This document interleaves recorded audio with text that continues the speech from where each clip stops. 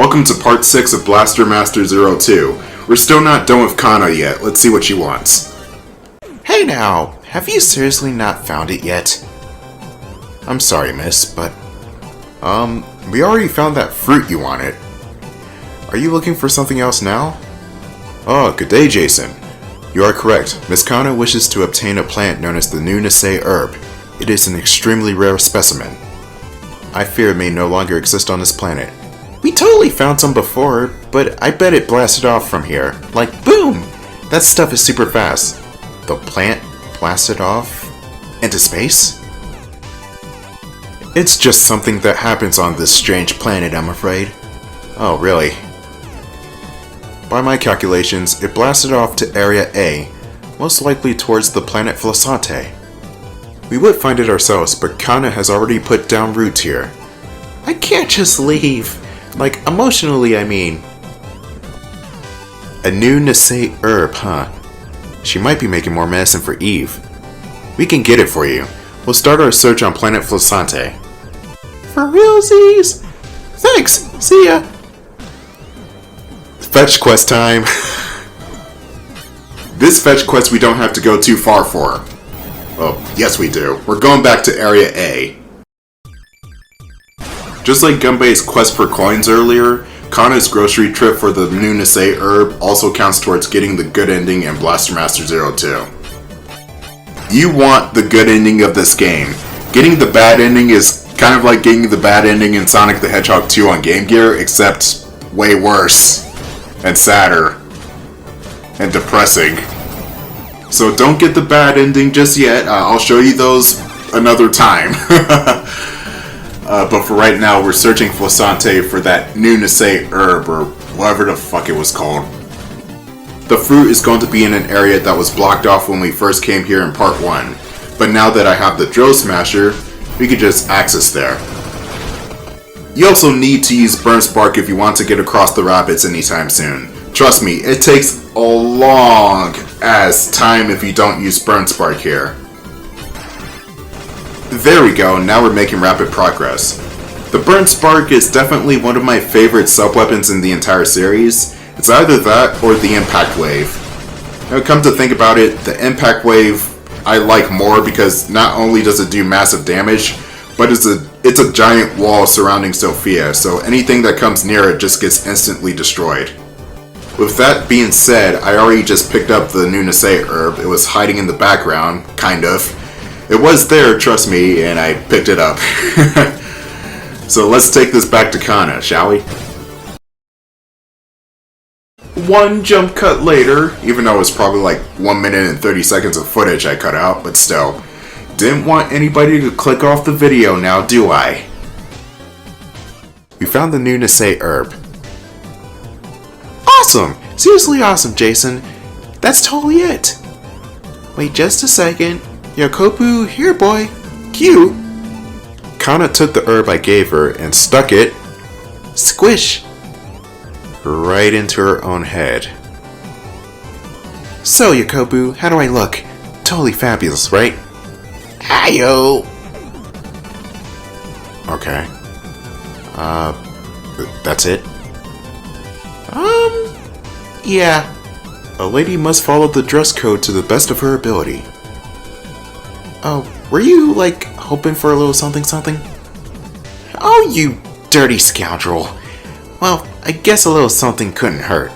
Congrats! This is for you. Like, thanks for participating. What's this? Don't know. Just like, found it lying around. Just found it laying around? Well, it might be something important. I'll analyze it, okay? I gave Eve the strange item I received from Kanna. Like, everyone's a winner. And we got the Emblem of Air. That's also going to be important for later on. Alright, time to blow this popsicle stand. Kanna, hopefully you become less of a ditz. That is never going to happen. She'll always be a ditz. Upon coming to the galaxy map, you'll notice 3 planetoids around Strangia, and oh my god, look at this nonsense. As Kanna mentioned earlier, the smaller moons around Strangia are freaking fast. It's like they're on crack or something. The best way to catch up with these moons, which should honestly be a fireball of death if we're being realistic, is to wane their orbits and let them come to you. This planetoid is straightforward. Keep using Drill Smasher on the blocks and be careful of the save points here. So, troll save points, huh? What's next? A password system that sends you to the start of the game? Don't trust the health pickups, those are mutants. Killing them will 100% of the time, or almost 100% of the time, drop real health pickups. Picked up another planetoid map. This one for a place called C4. Oh shit, I haven't used this running gag in a while, but...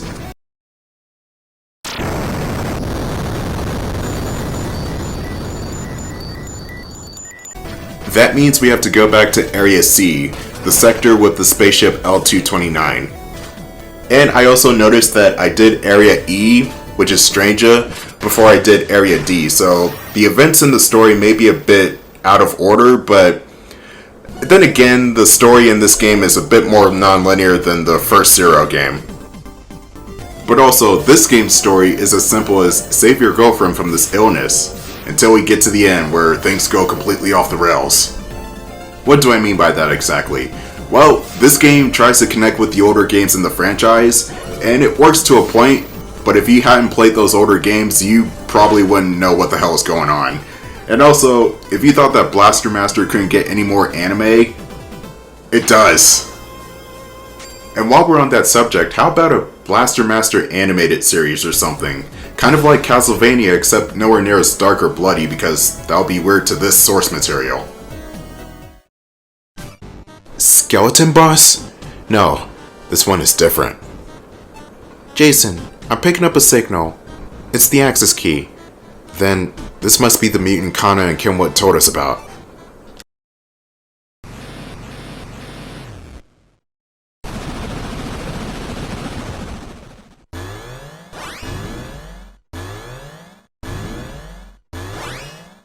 Oh, Sunsoft will probably never go through with that animated adaptation idea that I had.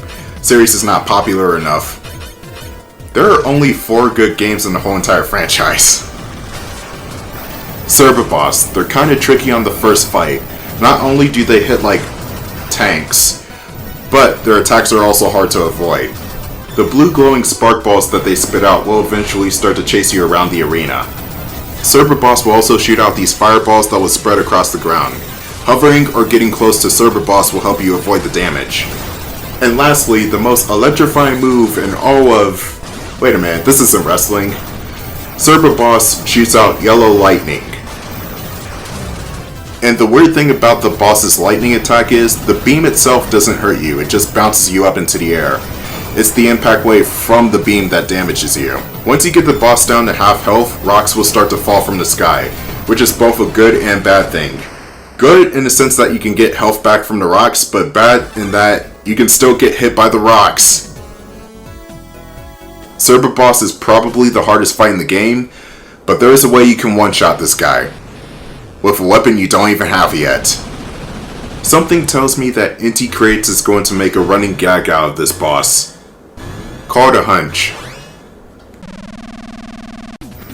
There are no other weaknesses to this boss besides the insta-kill attack I don't have, so you just have to unload on all 3 heads.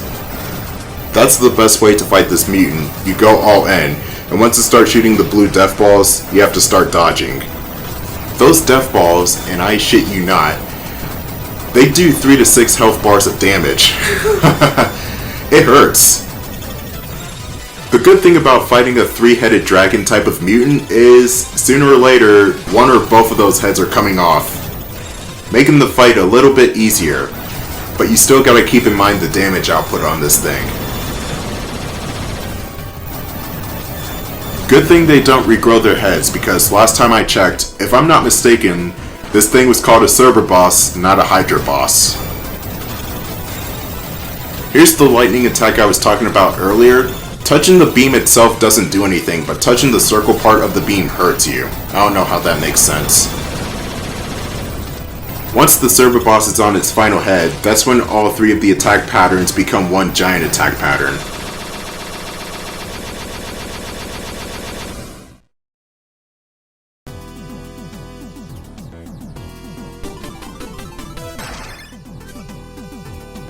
Now that we have the access key, we can move on to the next sector. Between the access key and that medicine, Kanna really helped us out. She is quite strange, but thanks to her, I feel a lot better. Next time we meet, maybe I'll say it for her. Flower. Looks like Jason and Eve finally made a friend out of Kanna.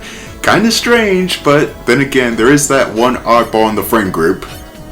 Let's talk to Eve. Burn Spark covers G Sophia and energy for a high-speed tackle. By pressing the sub-weapon button repeatedly, you'll maintain the high-speed state. But your SP will drain continuously. Be careful not to shut down as you zip around. I've only been using the Burn Spark for the last 2 hours of the game, of course I know what it does. But now that I'm thinking about it, Kanna's character is kind of similar to Eve's character from the Blaster Master book. In that she's very smart in what she does, but she's also dumb at the same time. To further elaborate, Eve was originally first introduced in the novelization from 1990, and her character was, let's just say, was way different. The best way I can describe Eve from the book is Starfire from the 2003 Teen Titans show, except they somehow didn't know how to write an alien character like that, so they just kind of winged it. She is as alien as possible in the book, even down to her name. Her real name in the book is something unpronounceable, but I'll try anyway because I got time. It is Yevtrikush. The fuck is a Yevtrikush? It sounds like I was speaking in Klingon or I had a stroke. Good thing the Zero games dropped that plot point because that would have been absolutely stupid to call her that. Honestly. Just call her Eve Gardner or Eve or hell, even Nora 2057 as her designation number, but not... Yeah, what does that even say? Also, she probably wouldn't have gone by that designation number of 2057 because she wasn't a robot in the book. She was just an alien. A strange alien who takes the form of the Wendy's logo because the author painstakingly described her as a red-haired and freckle-faced teenage girl. And also her grasp on English and slang is not so good neither. It's honestly pretty bad. I'm feeling much better. I wonder if Kanna's medicine did the trick. But you just outright said that it did before. I didn't know what to think when Kanna suddenly demanded fruit, but the medicine she made, it seems to be keeping Eve's condition at bay. We only went to that area as a detour to get the access key, but even so, we got parts for G Sophia and that medicine. I'm glad we went. Time is of the essence, but if we rush on this journey, we might end up with more trouble than we started with. You're right. I'm glad you're looking out for me, but please don't lose sight of what's in front of you, okay? Well, Jason's currently looking at something perky to the side of him. I mean, wait, what? Right, the closer we get, the more I gotta keep it together. Alright, coming out of subspace, we got... Oh, this planet. This planet, this planet, this fucking planet. We are going to DeVito. No, not Danny DeVito, unfortunately. That would be awesome if Danny DeVito was a part of this game. We've safely touched down on planet DeVito. What's the stuff dividing this planet? The sector's the same way. By my analysis, those appear to be dimensional distortions. Dimensional distortions? You might call them tears in space. This planet has been split cleanly in half. Because of that, the area exists as two extremes, side by side, glacier and desert. So I guess we landed on the desert side, area F1? Be careful with the distortions. If you were to touch them directly, even G Sophia's tough armor couldn't withstand the force. Got it, I'll be careful. The access key is... Oh, sorry, I can't get an exact reading. It might be due to the distortions, but it's definitely on this planet. If our experiences so far had taught us anything, A boss mutant probably has the key. So, we'll just have to track that down first. Next time on Blaster Master 02, we have to avoid some one-hit kill bullshit. This level sucks.